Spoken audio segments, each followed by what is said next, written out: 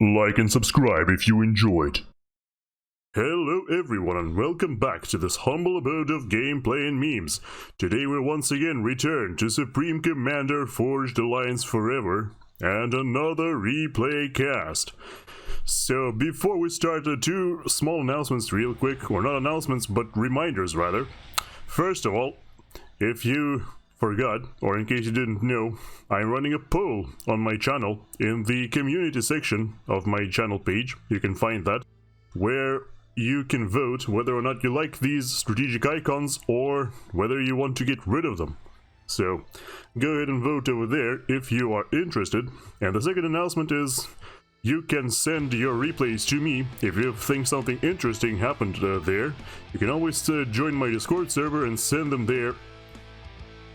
I am sure it will be very easy to find. Alright, with that out of the way, let's go ahead and start our casting stuff and business. First of all, this map is called Adaptive Delta Riva. I don't see no deltas or rivers in this one, but I guess it... I don't even know what river means and even what language that is, so I guess it's just me being ignorant over here. Anyway, this map is 20 by 20, so pretty big. That's usually the biggest size of the map that players play on. And we're going to have a 6 versus 6 match here. The map has 60,000 base reclaim on it, which is pretty cool, I gotta say. It's scattered all over the place too, so you are incentivized to fight for basically every island, which is always a good thing to see. Anyway, let's go ahead and start introducing our players, starting from Team 1 in the purple corner. The closest to the enemy lines, the first to get hit, the first to prove themselves on the field of battle, at least hopefully, is going to be Rufussy. Wonderful name. The first name of the day, and already it's hilarious. Brilliant start. Anyway, at 800 rank points, playing Aeon in Thalassophobia Blue, very appropriate color for this map. Going first land. There was land, right? Yes, okay, cool. And next up is going to be his neighbor near the front line, or on the front line, whatever you prefer, is going to be PureFire, a fellow 800 rated player, but this time playing UEF in flamboyant pink, going first air. On the middle island of the starting zone, I should say of Team 1, are going to be two players. One of them is the purple one, after which the entire team is colored. And this is Cholgista 44. I think that's the way it's supposed to be pronounced. I looked it up and apparently it means like tank crewman in Polish. Correct me if I'm wrong on that one. At 900 rank points, playing Cybran in Shrinking Violet, going first land. His buddy on the same island is going to be Haydennnnn. I'm not sure if I should keep pronouncing that name like that for the entire cast or not, because I might just destroy my vocal cords with that, but we'll see. At 1100 rank points, playing Seraphim in Winter Wipeout White, going first land. Further back towards the corner, on the sort of middle, I don't know, on the edge position, I guess we should call that, is going to be Virus at 1000 rank points, playing Aeon in Emerald Green and going first air. I have no idea why I was talking so slowly. Practicing my Professor Snape impression, I guess. I don't know. Anyway, I digress. The last but not least for this team is going to be the highest rated player, and one of the highest rated in the game, in the entire match as well.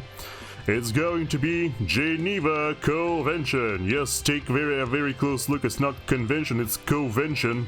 I have no idea what that means, but yes, this guy will always correct you whenever you bring that up. Playing UEF in Coordinate Red at 1600 rank points, going first land. And now it is time to move on towards Team 2. In the green corner, on the frontal eastern position, I suppose I should call that, is going to be Naamlooz. That looks like it would mean something like nameless in Dutch perhaps, but I am not entirely sure. Playing Cybran at 700 rank points, wearing A color confusion cyan also goes very well with the sea, going first land. The other frontal, kind of sort of frontal player for this team is going to be Binyot at 800 rank points, playing UEF in Venomous Green, going first air. On the middle island, the person closer towards the northeast is going to be Skotobazik. An amazing name. Once again, this is a match of absolutely brilliant names, I gotta tell you. I have to reiterate here. Playing Cybran in Blues Blue, going first land. The same island is also occupied, or shared, between that guy and also our friend Titanoboa56. I think that's all. I guess you can pronounce it as Titanoboa or Titanaboa or whatever. Not entirely sure, but going for a very interesting build here. No factory built up so far. Playing UEF at 900 rank points. In fresh and fragrant orange, of course. Yes, very interesting build. No factory built up so far. Instead going for 2 generators and then 2 mass extractors, which for some reason one of the extractors is already being upgraded to T2. I have no idea what's happening here, but I suppose we should pay closer attention because yeah, this is kind of wild, honestly. Alright, further back towards the corner on the edge position is going to be Mas 9 Ra, or I have no idea how to pronounce that. Maybe it's like Masara or something. Anyway, at 1300 rank points, playing Seraphim in Road Rage Red, going first land. And last but not least for this match and for this particular team, on the corner position is going to be God Emperor himself, playing at 1600 rank points using Aeon in Life Given Yellow, going first land and then second air already queued up. Alright, now with that out of the way, we can start our, or speed up our replay. I think +5 is too much though. I usually do like +2 or +3. See what other people do, or not other people, but what everybody does, especially this person right here. It looks like he's going straight for first Navy, actually. Wow. Alright, that is the first time I see somebody going first Navy. Well, at least someone who starts on land, but okay, fair enough. Let's see how it works out for him. I honestly thought he was going for like a shoulder drone, because I think early generators, that's what you usually do. When you go early generators, you go for a shoulder drone next. But surprisingly, he's still managing the economy really well here. Look at this, engineers rolling off the production line on the factory. More engineers queued up, more mass extractors being built up, and there you go, the T2 extractor is done. He still hasn't run out, hasn't stalled on mass or energy, and now constructing a second naval factory, which once again, that won't stall anything because, you know, because naval factories require a lot less energy than other factories do. Of course, that doesn't matter when you're building engineers. Engineers cost the same amount of resources on every factory, including per second, but it's not quite the case for everything else, so I suppose you're just going to be going for some kind of a super hard navy rush. We'll see though. Anyway, we've got transports flying out, commanders from the front line already reaching the middle. Both Rufussy as well as Binyot are making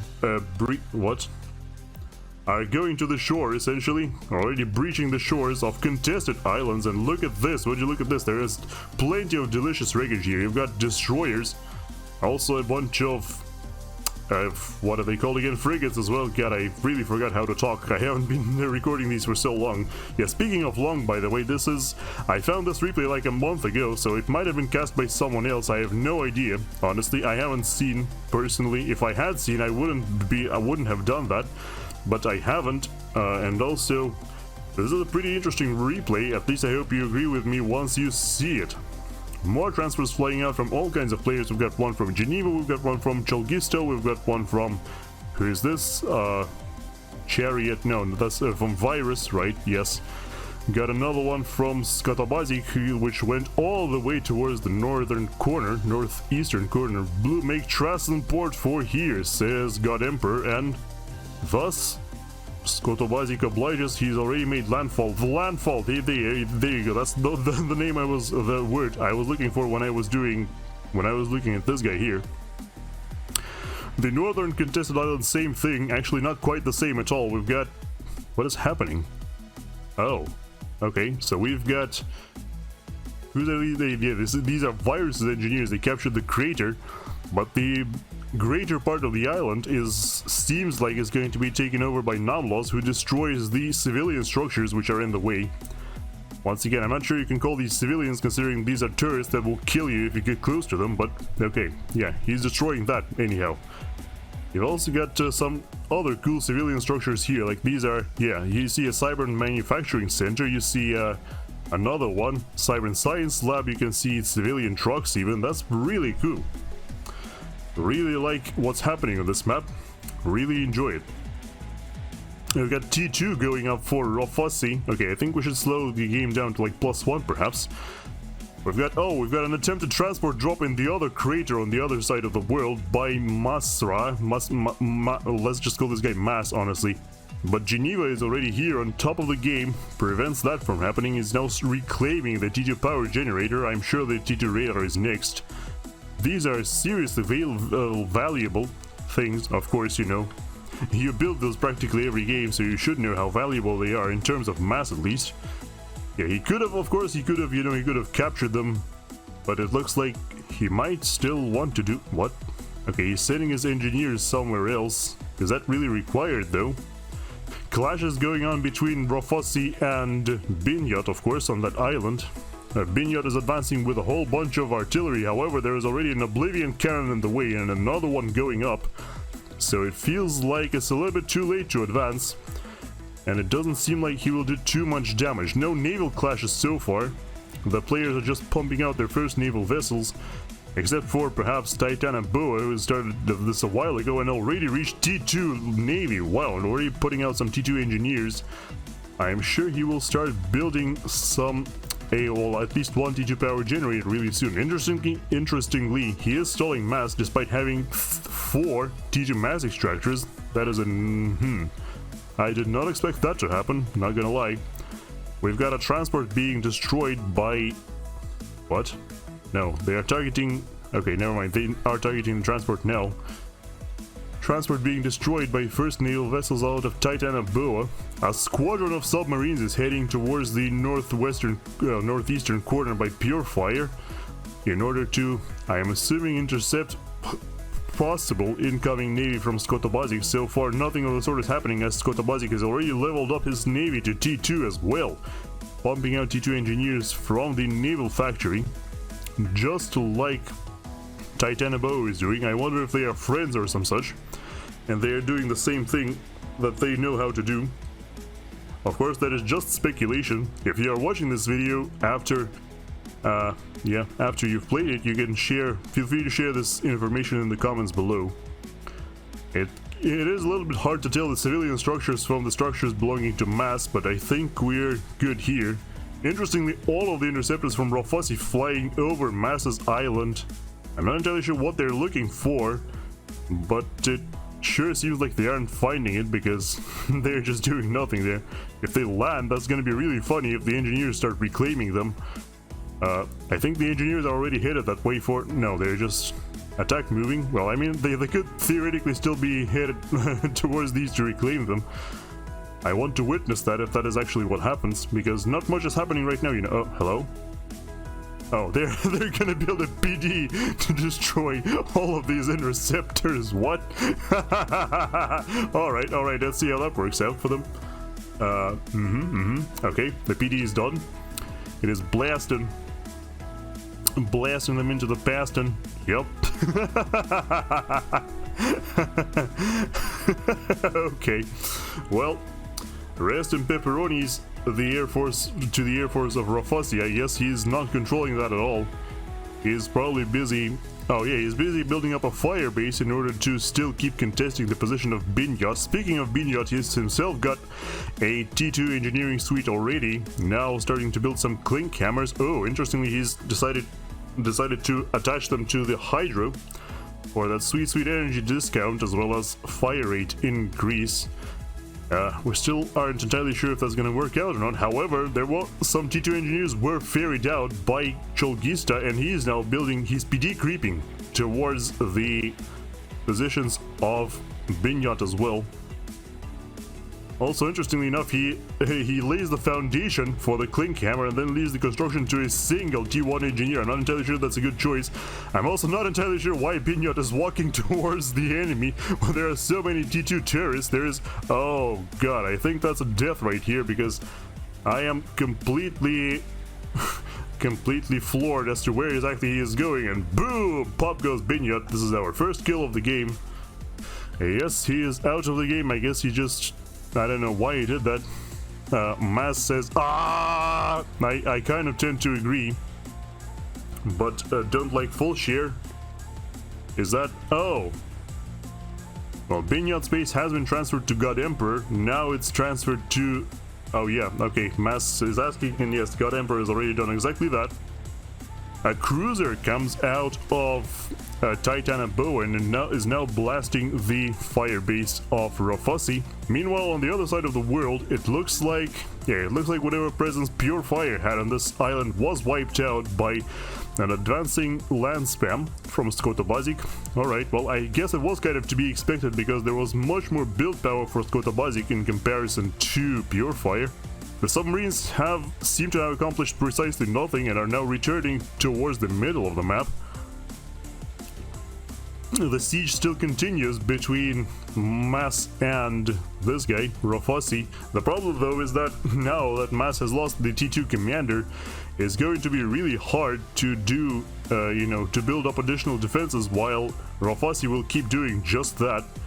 He does go in the exact same way that Binyot was going. I'm not sure if that was like a gesture of fair play or whatever, but no, it looks like it was just a mistake of some kind, or he was just scouting with his commander's face.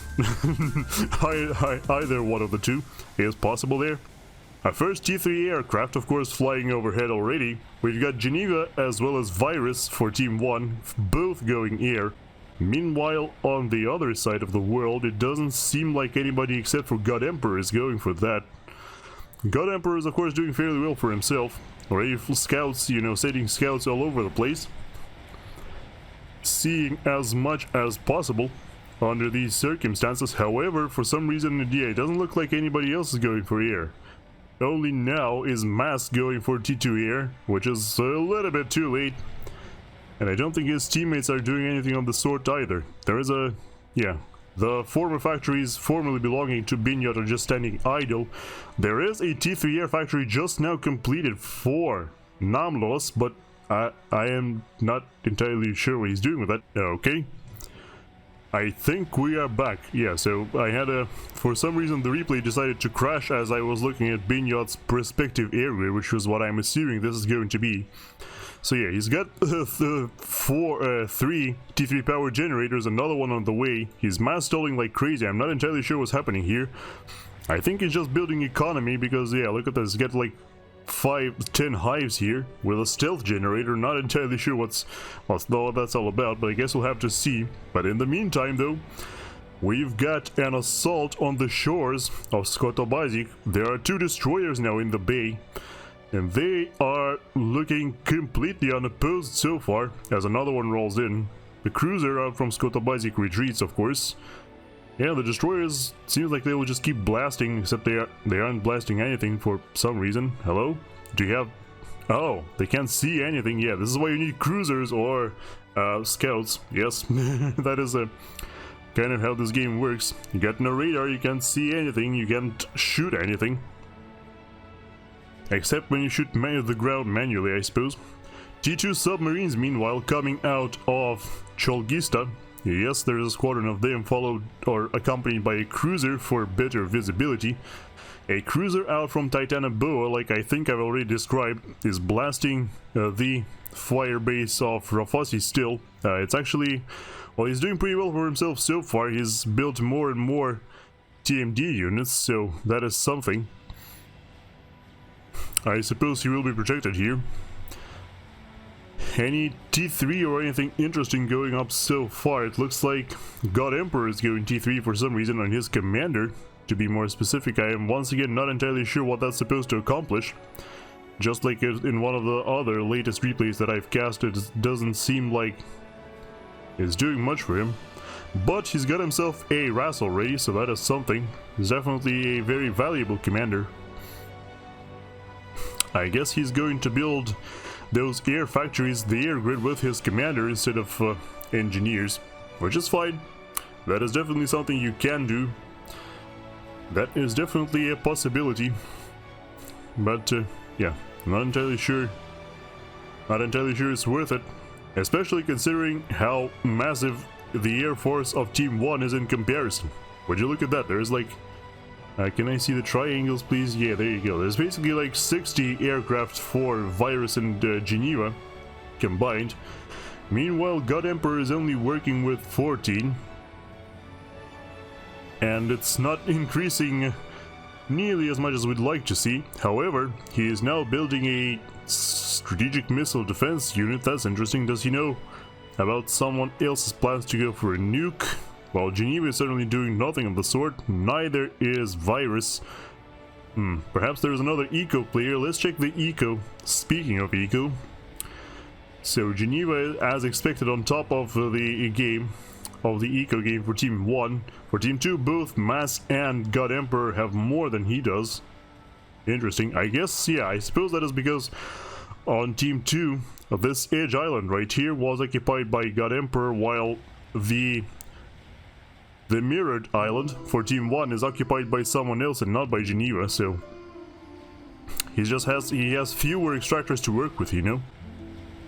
Alright, well, yeah, and Mass, of course, having the highest income is not surprising at all, considering he inherited a base from Binyot. Finally, Rufussy is retreating from this fire base. I suppose he just gave up. There are no engineers left. Well, there's just T1 engineers. He should probably protect that now, because he's got cap T2 mass extractors here. I think it's just one extractor, though, because the cruisers won't let him build anymore. The crater is still fairly well protected for Geneva, however. He is already building and capping T2 mass extractors as well.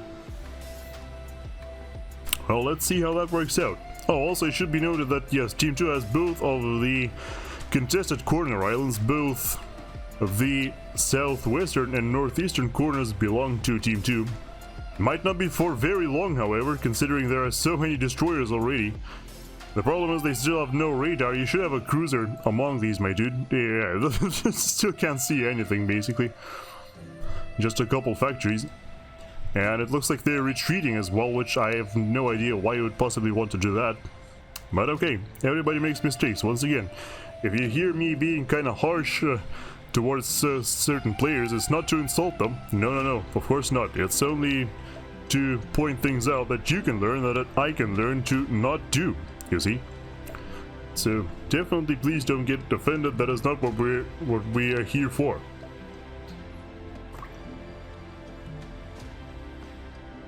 So what's the plan? Alright, it looks like, it looks like Naamlooz is going for T3 land spam, interestingly enough. Huh, alright. So he's gonna be building bricks, and then I guess either transport dropping those bricks or something of the sort. The air fighters for Virus are going towards the enemy base for some reason. They are flying over Naamlooz's build little building facility here. What's next? Where are they gonna go? And there you go, he's got a quantum gateway queued up, so I suppose this means that very shortly he will start producing them en masse. For now, destroyers for Skotobazik are headed towards the enemy naval force. Finally, some response being produced. He still owns the island, kind of, sort of. Even though he can't occupy every extractor, he's still there, still doing its thing. Meanwhile, Haydennn is attacking across the center, or straight through the center, I should say. His naval force is sailing towards the T3 naval factory of Titan and Boa. This isn't the main factory, by the way. This is a support factory. So he's got a T3 Navy naval HQ, and he's got a T3 naval support factory already producing a battleship, already almost done. That is a nasty surprise waiting for Haydennn, as long as he makes it in and actually sees that. Yeah, of course you can sink a battleship using frigates and destroyers, but it's going to take some effort. So I think Virus has realized his error, that he just flew his planes in for no reason and just retreated. Meanwhile, along the southern flank, well, right flank for Team 1, they are being pushed in by the naval force of Mass. It should be noted that Mass has roughly quadruple the mass production of Rufussy, more than justifying his name, so Rufussy could be in some trouble here. However, for now there aren't that many actual ships rolling in here, so for now I think it should be safe. The Aeon destroyers are of course excellent, especially their torpedoes. Oh well, they are sinking, the amount of them is shrinking. GG Air, says Rufussy. I am not entirely sure what you're referring to. Your team completely owns air. That is it's not even a contest. Also, T3 Air seemingly being produced by Haydennnnn, but once again in very low quantities. He's doing the exact same thing that Naamlooz is doing on the other side of the world, just builds 4 T3 power generators, overflowing energy like crazy, but not doing anything with that so far. Okay, well, see how that works out for him, I suppose. The quantum gateway for Naamlooz is of course already pumping out some support commanders. I don't think it's made a single one so far, but it's also not being assisted by anything. He is building a T3 disruptor cannon. That is what that is what the generators were for. He just wants to surround a disruptor cannon with those generators. I don't think it's working though. Minus 430 mass per second in deficit. That is not a very good look.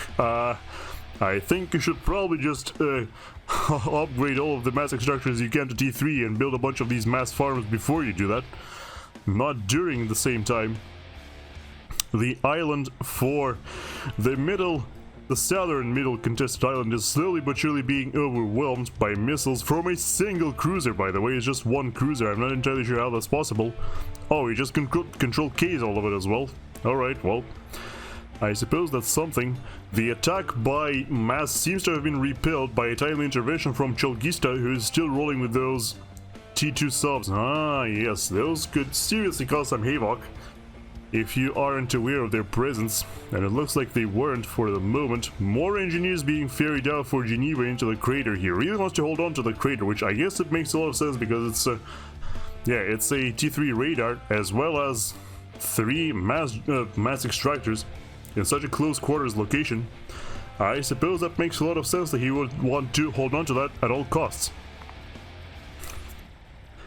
On the other side of the world, the crater belonging to Virus is still not being contested at all. I guess it kind of makes sense because it's hard to transport drop anything. He's got a T3 shield here as well as a T3 SAM launcher, so it is also extremely well defended. And he's unlike his counterpart on the southern side, he's actually captured the generator instead of reclaiming it. Not upgrading the radar to T3 though, but I guess all in due time. Maybe he just feels like he's not got enough resources for now. It looks like the tides are turning on the southern naval fight, as though there are still plenty of barracudas in the bay. There are more. There's a huge squadron of destroyers making their way in. How did I miss that? How many is that? Sorry, can I? Yeah. 10 destroyers suddenly flanking the naval production of Rufussy, and an airfight breaks out as well. This is the first big airfight of the game. We've got Geneva versus God Emperor. I'm not entirely sure where the fighters... Yeah, the fighters from Virus are just chilling, basically patrolling AFK, but it looks like it doesn't matter because Geneva himself is fully capable of wiping out the meager air force of God Emperor. Yeah, God Emperor not really living up to his name right now, is he? And it looks like there's yet another intervention in terms of Navy. Rufussy is being assisted by 2 players now. It's time for Haydennnnn to step up to the plate as well. And he is coming in with Seraphim T3 sub-killers. Look at those things. Those are absolutely brilliant, by the way. He's not quite using them correctly, as their advantage over destroyers is first and foremost their range, so mass for mass, I'm pretty sure destroyers actually beat those T3 subs if they can fire upon each other. However, the T3 subs can kite the destroyers basically to hell and back because of their superior torpedo range. So that's what he should be doing with them, but is not quite doing right now. This might not actually be enough to repel Mass's force, but Mass is occupied. He's attacking from 2. Yeah, it's a 2-pronged attack essentially. He keeps advancing from the south, fighting the barracudas of Cholgista, but also at the same time advancing from the east as well, trying to finish off the naval production for Rufussy. Rufussy has a sort of a band-aid, I guess you should call it, solution with the mobile shield generators of the Aeon. But now, oh no, he's getting pincered. Here comes the pincer. Would you look at that? Two navies from the same player coming from both sides. Now, the T2 naval production of Rufussy is definitely in jeopardy. All of the destroyers should sink here momentarily because it's just 4 of them.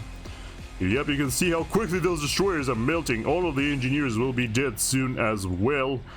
And it doesn't seem like there's too much in the way of help. There is a battleship coming in now from Haydennnnn, but it's hesitating to approach the enemy positions, which is very wise, I gotta tell you. All the destroyers for Rufussy have been sunk now. However, it looks like there might be some torpedo bombings coming in. No, not quite. The air forces for both teams are poised to strike. They are posturing, you could say. But for now, it looks like it's just... yeah, no torpedo bombers coming in so far. However, more battleships are also coming in from Cholgista, so he has now reached T3 Navy as well.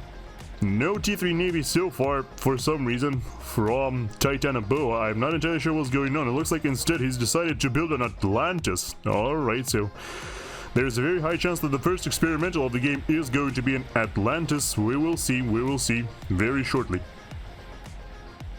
Most of the submarines have been destroyed now for Cholgista, but those battleships could definitely turn the tide of battle. Another squadron of T3 sub-killers coming in from Haydennnnn as well. Titanoboa completes the Atlantis. His battleship is also in the area, however it's shooting engineers while being blasted by an enemy battleship. That is not how you do Navy. I'm sure he is not quite noticing because he's preoccupied with something else, but still.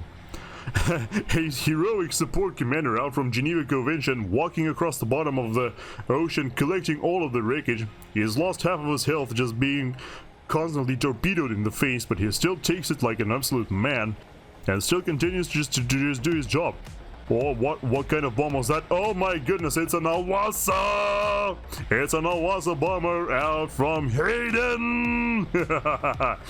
And it's definitely going to put some massive dents into the enemy navy. And look at this, while the Awasa is attacking, Geneva once again pounces on the air force of the God Emperor and completely wipes it out once more.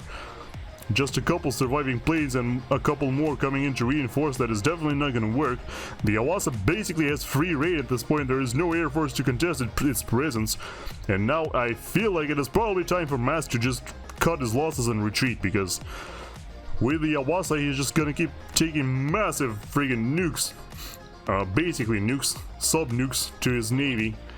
And at the same time, being pressured by a squadron of T3 subs, which Haydennnnn seems to have finally figured out the way to actually counter the destroyers, which is to kite them.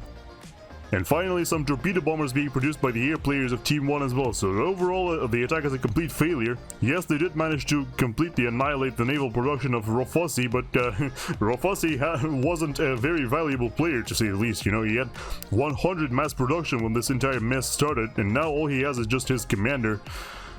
And he only had 1 naval factory, so he's definitely not the powerhouse player of Team 1. And I'm not talking about, you know, his rank, of course. I'm just talking about the fact that he has, he has very little in terms of eco and production. It looks like bricks are still being built up by Naamlooz. I am hoping he's finally figured out his mass situation. Okay, he's no longer building... No, never mind. He is still building his T3 artillery piece. That could be... stopped short extremely quickly and painfully by the Awasa. However, the Awasa is just lying around resting. I'm guessing he's waiting for another Awasa, which is now being produced. And with 2 of these together, they could probably just fly in and destroy pretty much everything.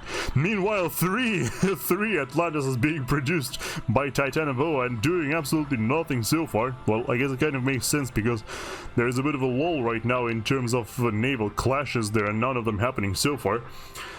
However, I feel like they should eventually step up to the plate because there will be tempests coming in from Virus. He's already built 1, 3 more queued up.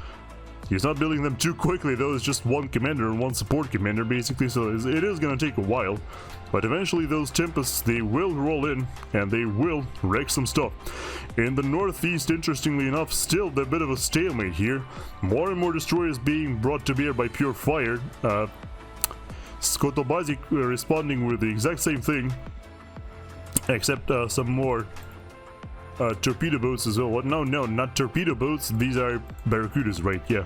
He's also got mermaids, which is a bit of an advantage he has over the his UEF opponent, because UEF, you know, they can build shield boats, but those shields will get hit. Meanwhile, the Cybran, ever the sneaky ones, are just, yeah, see, you can't even see that that naval squadron at all. He doesn't realize it's there because of the mermaid. So yeah, mermaids are a wonderful addition to your army. Definitely. Oh, okay. Yeah, a Monkey Lord that was built up by Naamlooz. I think I forgot to mention this Monkey Lord, but you just saw it. It accomplished precisely nothing because it walked into the water, got torpedo bombed into oblivion, and now those torpedo bombers are swarming the opposing bricks. I do not think those bricks will make landfall. But once again, you know, you wouldn't really expect those to exactly be ferried out by air, because Team 1 controls air totally and completely. Awasa not being built very fast. In fact, I'm pretty sure he's decaying as we speak. I guess he's more interested in, yeah, it looks like he's more interested in building shields as well as missile defense units, yes. Do they know, like, I'm not entirely sure why everybody is so paranoid about missile defense units. I guess they could be building nukes, and, like, it's not a bad thing to build those SMLs, but okay, yeah, there's one nuke launcher for God Emperor. Is being built up relatively slowly. The nuke defense will definitely be ready once that completes. Alright, a few T3 subs out from mass. We're trying to kill this heroic support commander who's got only 700 health left over, but they were shut down by the opposing T3 subs, so the support commander lives to fight another day, or to suck another day, I guess, because that's what it's doing. It's reclaiming. A squadron of gunships being sent out by God Emperor. Okay, I don't think these will accomplish anything at all, because the Team 1 has complete control of air. Air is now also being built up by Titanic Boa. Even a little bit being built up by Naamlooz. I think he should, honestly, I feel like at this point he should definitely just scrap his brick plan and build something else, like more support commanders, or finish that damn artillery piece already, or, you know, just build air, because the air situation is quite dire. But if 4 players on Team 1, like, you know, if God Emperor, Mass, Naamlooz, and Titanic Boa all built air, they would win. Because on the enemy team only 2 players are building that, but on Team 2, on Team 1 only 2 players are building that, but on Team 2, 4 players have the capability. But so far it seems like they haven't got the will. Alright, well, it seems like finally Skotobazik's naval force is being forced to retreat. Interestingly enough, it's just because of the enemy cruisers, because, you know, Skotobazik himself doesn't have too many cruisers. He's got 2, and against so many enemy UEF cruisers, I guess that's not enough missile defense. Alright, we've got our first missile launchers, and those are actually from submarines, yes. Alright, so Geneva's built a couple Ace T3 strategic missile submarines, and they are launching missiles at the... I think that is going towards the... yeah. This is going to Binyot's former base, and will it annihilate that completely? You have destroyed the T3 air headquarters as well. Ouch. That really sucked. How much did that destroy, I wonder? Oh, 64,000 mass, immediately a 5-star veteran, the submarine. The other nuke is however, or the opposing nuke I should say, is going towards the base of seemingly Haydennn. He already got something exploded here. I'm not entirely sure what that was. Yep, that is gonna explode. Nasty, nasty explosion. Does not quite delete the quantum gateway, but does destroy 2 mass extractors. Oh, these survived somehow. Alright, well, wasn't nearly as bad as I expected. I'm not entirely sure what caused all of this, though. completely missed it, but I'm not going to miss that though. The 2 Awasas are flying in from Haydennnnn. They are also being supported by the entire air force of Geneva. Geneva is destroying all of the opposing fighters, preventing them from ever doing any harm to the Awasas. The Awasas are dropping, yes, both of the Awasas will drop bombs. Both of the bombs will hit the commander. However, he's already got a super shield upgraded. Yeah, this is a shield heavy, I think that's what it's called. So he survives the first blast. However, the Awasas are absolutely not done. They will come back for more. Look at this, they are flying in. Let's see what they will hit this time. It looks like they might hit the commander again. What? Okay, no, they just hit the shields. The shields broke, but nothing else was destroyed in the process. Except for the quantum gateway somehow gone. I'm not entirely sure how that happened. But the Awasas are still not done. They are both still over half health. And they will drop more bombs in a second. Let's see what they target this time. Oh no, are they gonna hit the commander again? Yup. Okay, I think the first Awasa was shot down there. Yep, down that goes. It won't land on the commander, thankfully for Team 2. But damn, that completely annihilates the air grid of God Emperor. I'm not entirely sure if he has a factory headquarters or not. Another bomb lands nowhere. I think he was trying to hit the commander with that, but failed. Still, though, the wreckage of the Awasa manages to destroy a strategic missile defense unit as well as another part of the air grid. Woo! That was a lot of damage. That's a lot of damage. And a whole bunch of wreckage was destroyed as well, mind you, because they kept dropping bombs on the wreckage as well. Very nice play by Haydennnnn over here, completely turning, well, not really turning the tide, because, you know, Team 2 was already struggling with air, but that will make them struggle even more. Now scouts can just fly freely over their bases. Lots and lots of, you know, SAM launchers, of course, being built up. I think those were built up as the Awasas were flying overhead. Another nuke being launched towards God Emperor's base.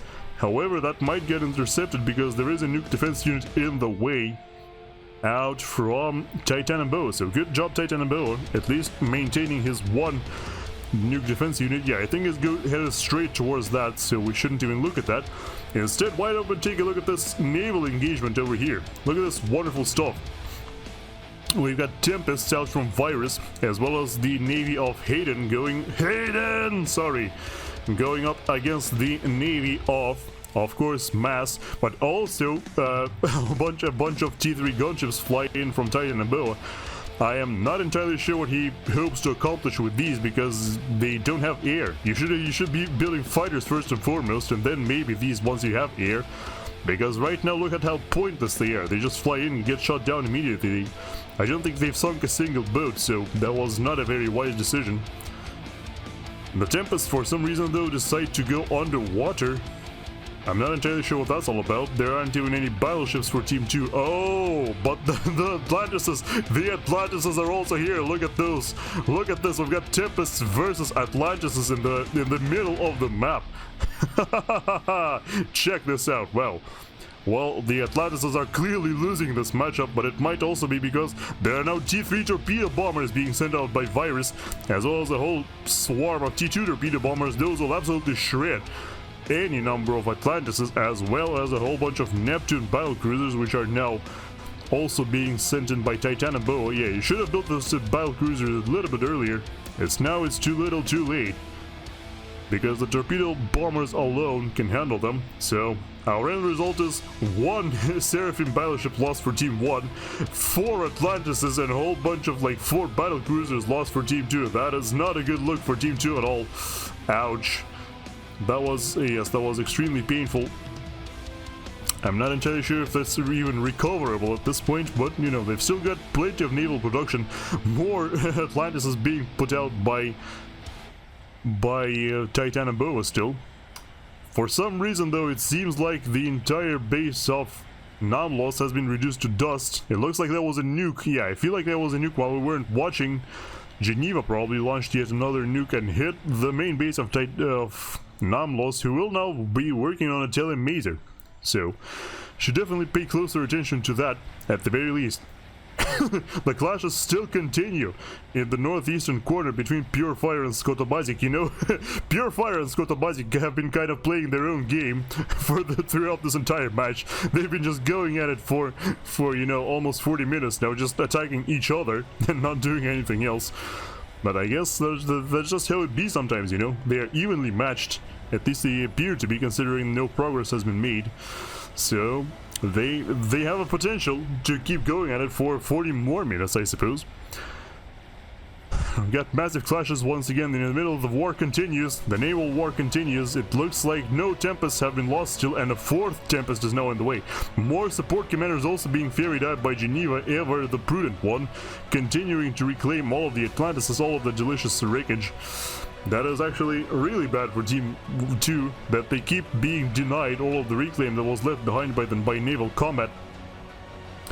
The submarines of Haydennnnn seem to have gone a little bit too far. However, they will now be retreating and kiting like they should. The Tempests all dive underwater as well, because, yeah, I guess they want to save themselves from all of the cruise missiles. Yeah, that is a lot of cruise missiles, I gotta tell you. Look, they've reduced the Tempest below a fourth of its health. Yep. I think that one might be beyond saving, actually. Oh, maybe not. But yes, 4 Tempests are still very much alive and kicking. Sorry, I coughed there. But they are now being pursued by 4 more Atlantises. What is this? My dude, just 5th Atlantis just being finished. Come on, you gotta keep build like battleships or something. This clearly isn't working. Like, you saw right there, you had 4 Atlantises versus 3 Tempests, and you lost all of them and didn't kill a single Tempest. You have to change tacks at some point, you know. One of the Tempests emerges from underwater. It's immediately gonna get hit by like 100 missiles and probably just sink back down. Not quite happening so far though. It looks like, well, no, it has basically no choice at this point, because the T3 subs out from Mast himself are in the bay, in the area. So yes, that Tempest is gone. The first Tempest finally sinking from Team 1. Team 2 has none of these, by the way, because the only Aeon player is doing air. There is a strategic launch detected once again. I think, oh yeah, that was from the land-based nuke launcher built by Cholgista. So Cholgista is still, you know, he's not being too active throughout the game, but still, you know, he is contributing. He's actually, oh yeah, he's actually trying to banish mass from the southwestern corner. Why do I have so much trouble pronouncing that? I'm still not entirely sure. The missile does get intercepted though, because very wisely, after the previous experience of getting an entire base annihilated, Mast actually has built a nuke defense unit here. It's also being assisted by, just out of curiosity, I want to see how many engineers that is. Hello? Yes, okay, 44 T3 engineers assisting the missile launcher. Yeah, it's being absolutely supercharged right now. A massive swarm of scouts flies over God Emperor's base. I wonder what exactly they're looking for. I mean, don't get me wrong, God Emperor did get his hands on a whole bunch of... Oh, yep, just as expected. There goes a Paragon for God Emperor. Yep, and it's being built quite rapidly, I dare say. Already 71% of the way done. Do they know about the Paragon? I feel like they should have. Scout. Oh, okay. Now, one of these scouts, if one of these flies in, yep, they know. Alright, now they officially know that the Paragon is being constructed. Now, do they have anything to rival that Paragon? Well, let's see. They've got a donut being built up by Virus. Of course, Virus is still producing more and more Tempests. There's gotta be like the 6th Tempest, the 7th Tempest, actually, yep. I actually can't see a single Tempest wreckage, so it's almost like none of them have actually sunk. Yeah, I feel like none of the Tempests have been actually sunk. All of the Atlantises have been lost again. 2 more are coming in. Okay, these pauses are really freaking me out, because I feel like that's just the game crashing again, but it really isn't. Both Geneva's commander and the commander of Haydennnnn are of course underwater, just chilling. Scouts from Naamlooz are flying overhead, but all they see is the massive air grid of Geneva. Never mind, there's a Maver. Oh, Geneva has queued up a Maver. 34% of the way done so far. That is absolutely not catching up to a Paragon, let me tell you that. Mast continuously being pushed back along the southern border of the map. Battleships now in the area. the destroyers are running into them head on. I feel like in this case it's probably worth using the ability of the destroyers to dive underwater, of the Seraphim destroyers anyhow, because that would dramatically reduce the damage output of the battleships. But no, he's not doing that, and now he has to retreat because, yeah, there's tons of Cybran destroyers as well.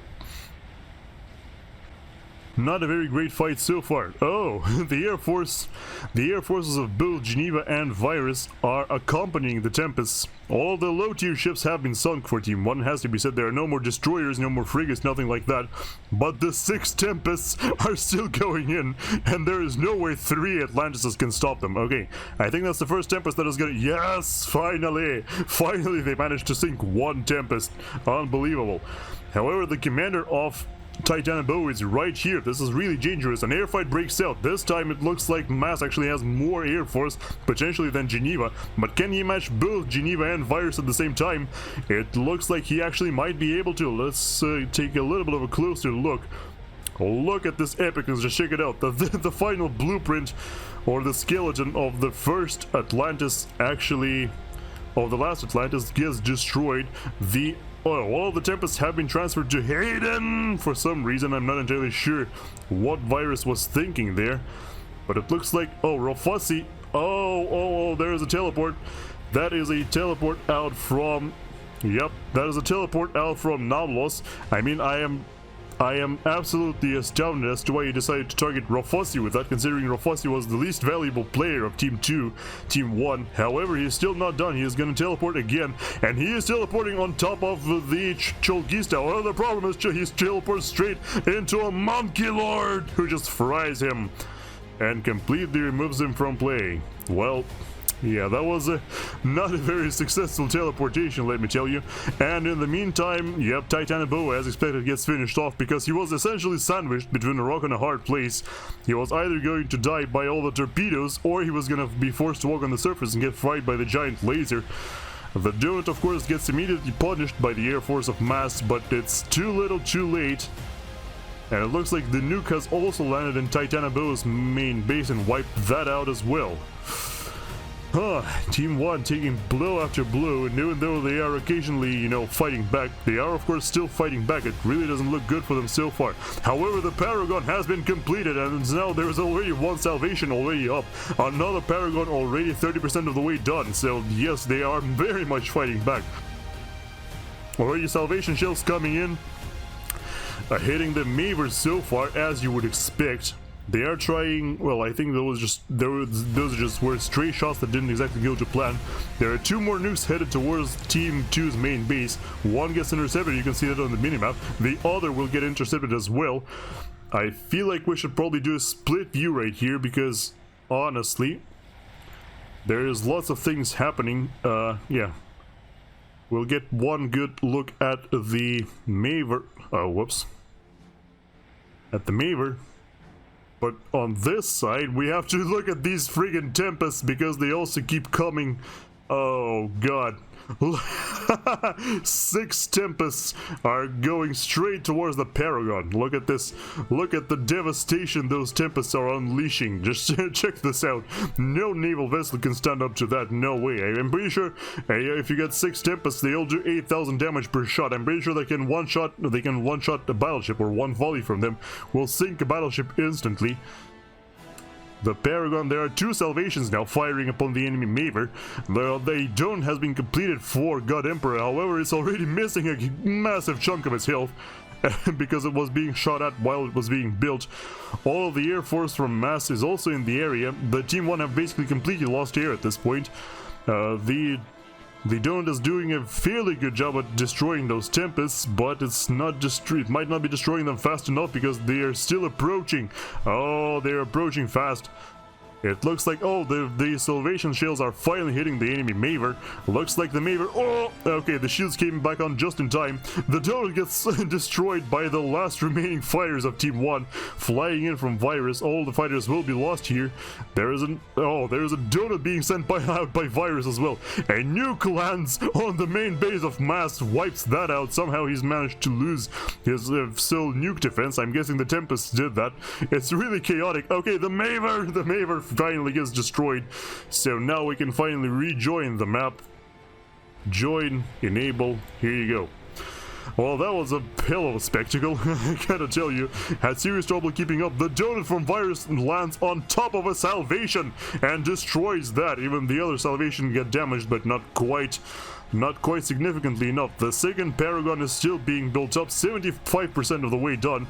There are still 3 Tempests, okay, now 2 Tempests being left over. However, a Galactic Colossus now walks out. It looks like it's poised to strike all the Tempests. Yes, it is sinking all of the Seraphim T3 subs. Yeah, fun fact, by the way, the subs were actually... the subs surfaced in order to shoot back at the donut, and it worked. They actually managed to shoot down the donut after losing 3 Tempests. Now there is only 1 Tempest remaining. Actually, never mind, they've all been destroyed. Yes, indeed, there's only the Seraphim subs remaining. But this time they are actually underwater, so the GC can no longer target them. GC is actually getting rapidly dismantled by those subs. I think you should get that out of the water, my dude. I'm sure God Emperor is not quite paying attention though, because he's got so much stuff to manage. Just look at this. He's also, for some reason, managing all of the navy of mass. Well, I guess it actually makes a lot of sense because he's the one who owns the Paragon. The GC is getting reduced to just 4,000 health, 3,000 health. It will definitely fall down. Oh gosh. That was quite a painful loss on the GC. The Seraphim subs are still in the bay. They are still controlling the immediate area of God Emperor's main base. Even though I feel like at this point Skotobazik could have come in and assisted. The problem is he's only working with battleships, and those have a relatively hard time hitting those Seraphim subs. It looks like Skotobazik has something else to worry about though, as he is being pushed in by a whole host of battleships out from PureFire. It looks like finally a decisive victory has been achieved on the northeast, and now PureFire is just pushing in. However, you should keep in mind that it's still, you know, Team 1 is still working against the clock here, because the Salvations are completely dismantling the air grid of Geneva, and now they will probably target... oh, they are now targeting the main base of Chelgista. Definitely will destroy his missile launcher, probably everything else too. He's only working with a couple Cybran shields. Chelgista himself is of course underwater. He's got Cloak actually. Yeah, I think he's got Cloak and Mazer, so yeah, his commander is basically invincible to any kind of telesnipe. We've got another Tempest, this time from Virus, coming in. I mean, all the Tempests were from Virus, of course. He just transferred them to Haydennn at a certain point, but no. I don't think that will work. There's... look at those artillery batteries that God Emperor has built there. Yeah, see? This is truly worthy of the God Emperor, you know, considering his yellow color. It's basically Imperial Fists right here, you know? A whole bunch of just siege defense, siege units here, protecting the entrance to the bay. Yeah, the only reason these are still alive is because they haven't surfaced, but I'm sure they will get eliminated fairly soon. However, another naval push is going on. Chelgista is still, you know, despite his base being about to get destroyed. Actually, never mind, he is no longer being targeted, something else is. Chelgista is still pushing. He is removing, yeah, he's already removed most of the naval production formerly belonging to Mass, and at this point, Mass is basically working with nothing. He's been reduced to just a couple mass extractors, and that's it. No way to even produce anything. For some reason, God Emperor has decided to transfer the second Paragon to Skotobazik. I think, yeah, I think it... yeah. I think it was transferred to Mass before, but then Mass has no build power, so there is no point of him having a Paragon. And it has to be said that God Emperor is not building stuff too fast. Another nuke lands on Skotobazik's main base and destroys that.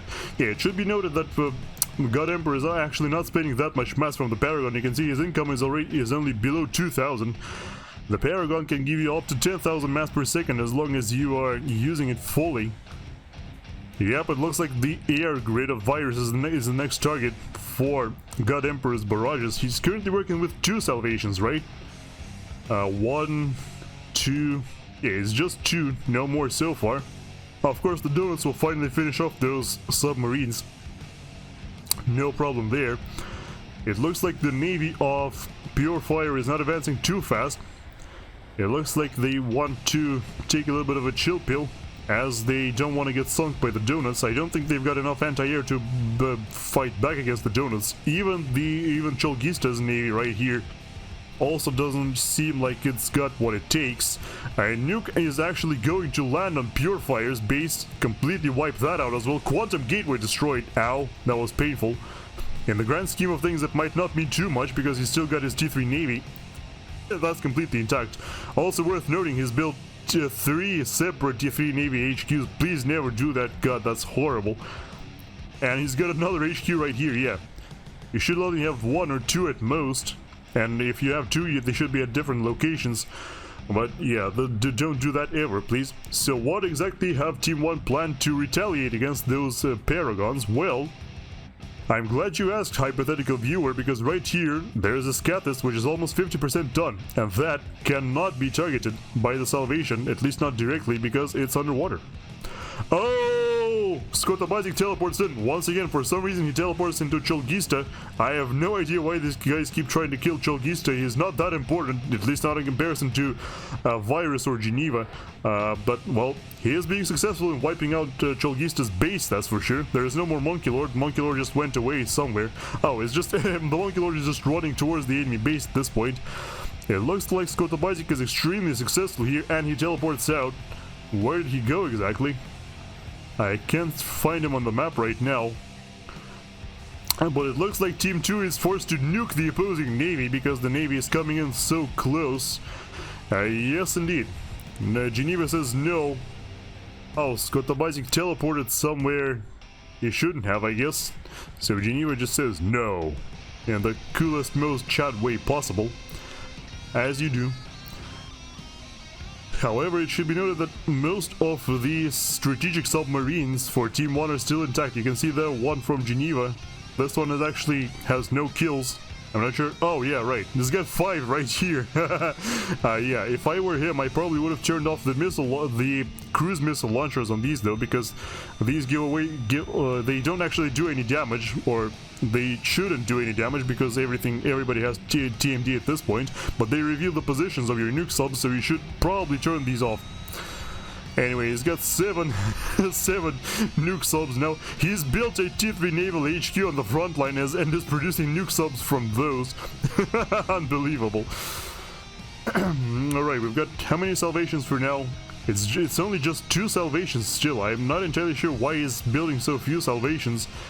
But I guess all of his build power is being spent on donuts because, you know, the donuts are a cure to everything at this point. Basically, they can destroy pretty much anything that comes in, so it kind of makes sense. The Monkey Lord is still nowhere near where it should be.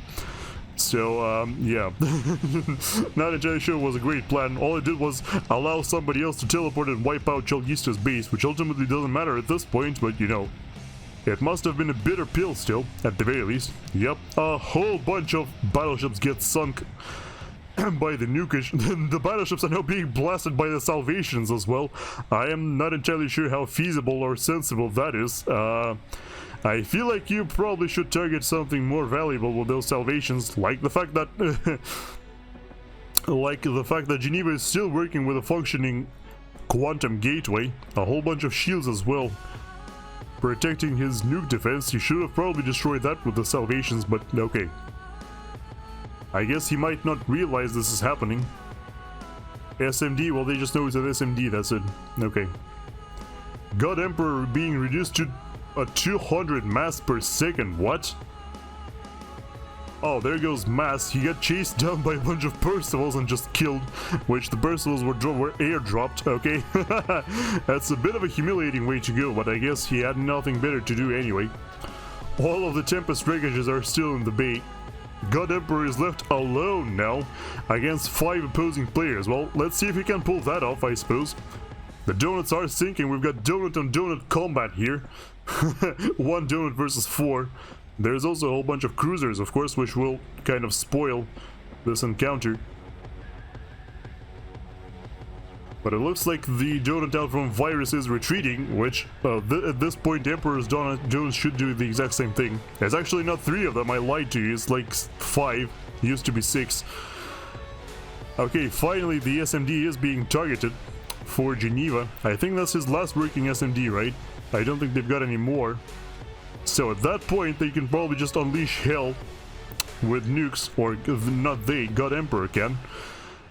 He is Still only working with... Okay, no, this point is 3 salvations finally. Okay, that's something, I suppose.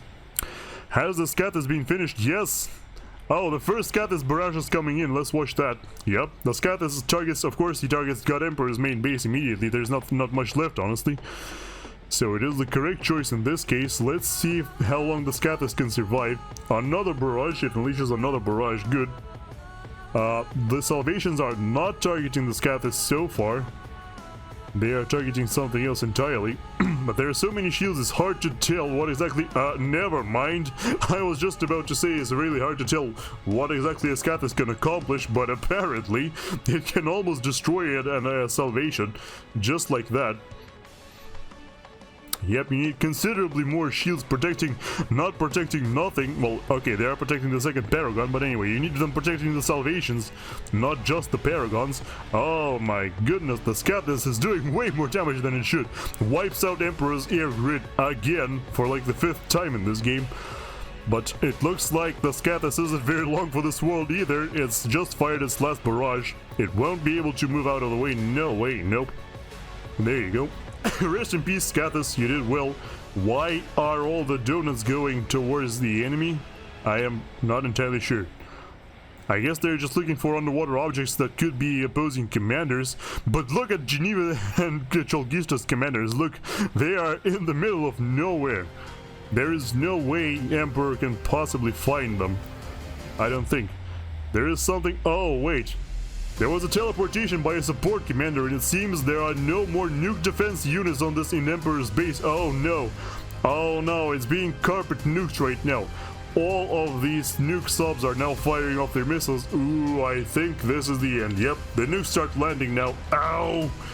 No amount of donuts. The Monkey Lord finally reaches the shores, but it's way too late at this point to change anything. No amount of donuts can protect you from so many nukes. I think technically it might be possible for donuts to take nukes to their to body block nukes. Don't quote me on that though, but as the last Paragon gets destroyed by yet another nuke, it seems completely hopeless, and I can't even see Emperor's commander. Oh, there it goes. And the commander explodes, together with the donut, together with everything else. Everybody says GG. Was a very satisfying game indeed. I hope you enjoyed it, because I enjoyed it immensely. And if you did enjoy it, well, don't forget to like the video, subscribe to the channel, and maybe leave a comment down below detailing what you liked, what you didn't like, and what more you would like to see from me. Anyway, this is all I've got for you for today. Oh, by the way, Geneva's commander got a personal teleporter teleported into this tiny little pocket in the corner. Amazing. But anyway, yes, this is all I've got for you for today, so goodbye, take care everybody, and I hope to see you soon again on the battlefields of the future.